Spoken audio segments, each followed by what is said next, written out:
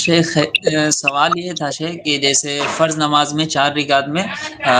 پہلی 2 رکعت میں ہم سورہ فاتحہ پڑھ کے کوئی سورہ کو ایڈ کر لیتے ہیں، تو تیسری اور چوتھی میں صرف سورہ فاتحہ پڑھتے ہیں، تو کیا یہ سنت کے لیے بھی، سنت میں بھی اسی طرح کریں گے جب 4 رکعت پڑھیں گے تو شیخ؟ دیکھیے بھائی، جو 4 رکعت والی نمازیں ہیں ان میں افضل یہ ہے جو کہ اللہ کے نبی صلی اللہ علیہ وسلم کا بیشتر عمل تھا کہ 2 رکعت میں سورہ فاتحہ، پہلی 2 رکعت میں سورہ فاتحہ کے ساتھ ساتھ کوئی دوسری سورت بھی ایڈ کریں، اور آخر کی جو 2 رکعتیں ہیں ان میں صرف سورہ فاتحہ پڑھیں۔ اللہ کے نبی صلی اللہ علیہ وسلم کا بیشتر عمل اسی پر تھا،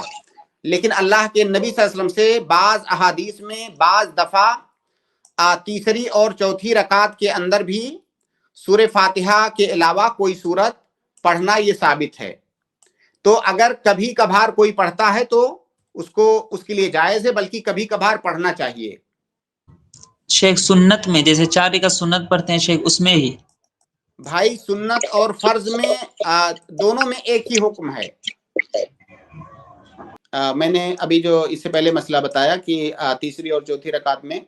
کبھی کبھار سورہ فاتحہ کے علاوہ بھی کوئی سورت ایڈ کرنا، تو یہ صحیح مسلم کی روایت ہے میرے سامنے، حدیث نمبر 452 ہے۔ ابو سعید خدری رضی اللہ تعالیٰ عنہ کی روایت ہے، کہتے ہیں کہ ان النبی صلی اللہ علیہ وسلم کان یقرأ فی صلاۃ الظہر فی الرکعتین الاولیین فی کل رکعت قدر 30 آیہ، پہلی دونوں رکعتوں میں 30 آیت کے برابر پڑھتے تھے ظہر میں،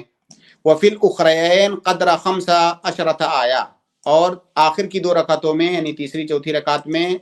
15 آیت کے بقدر پڑھتے تھے۔ تو یہ، اور عصر کے اندر بھی اسی طرح سے۔ تو بہرحال یہ اللہ کے نبی صلی اللہ علیہ وسلم سے بعض دفعہ کرنا ثابت ہے، اس لیے اس سنت پر بھی عمل کرنا چاہیے، لیکن مسلسل اللہ کے نبی صلی اللہ علیہ وسلم سے بیشتر اوقات میں یہی ثابت ہے کہ سورہ فاتحہ پہلی دونوں رکعتوں میں سورہ فاتحہ کے ساتھ کوئی سورت ملاتے، دوسری دونوں رکعتوں میں صرف سورہ فاتحہ پڑھتے۔